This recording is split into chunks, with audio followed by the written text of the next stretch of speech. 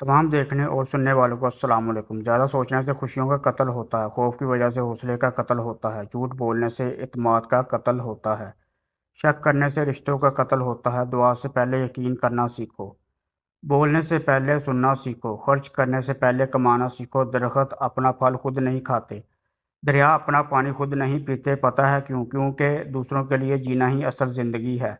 दोस्तों, जितना आप जानते हो उससे कम बोला करो, जितना आपके पास है इससे कम दिखाओ। ज़िंदगी में कभी इस इंसान को मत खोना जो गुस्सा करके फिर तुम्हारे पास आ जाए। किसी से इतना नाराज़ मत हो कि दूसरा आपको मनाते मनाते थक जाए।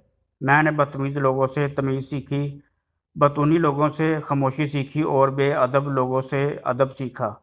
हमेशा दूसरों के लिए अच्छा सोचें, अल्लाह पाक आपकी मुश्किलें आसान कर देगा। कभी कभी सुकून हासिल करने के लिए दुआ की नहीं, किसी के लफ्ज़ों की ज़रूरत होती है। जब किसी की बात कड़वी लगे तो समझो सच बोला जा रहा है। ज़िंदगी ऐसे जियो कि कोई हंसे तो तुम्हारी वजह से हंसे, ना कि तुम पर हंसे, और कोई रोए तो तुम्हारे लिए रोए, तुम्हारी वजह से नहीं। जिसको गुस्सा देर से आता है बहुत ही अक्लमंद है, जो बहुत जल्दी गुस्सा करता है वो अपनी बेवकूफ़ी ज़ाहिर करता है। खामोशी गुस्से का बेहतरीन इलाज है।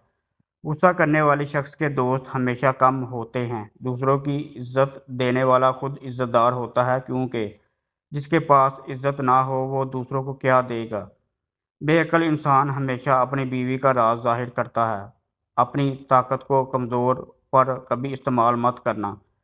दरख्त ने एक शख्स से कहा, मेरी आदत अपना लो, ज़िंदगी में कामयाब रहोगे। जब कोई मुझे पत्थर मारता है तो मैं बदले में इसे फल देता हूँ। अगर आप ये वीडियो अच्छी लगी है तो वीडियो को लाइक करें और चैनल को सब्सक्राइब करें। शुक्रिया।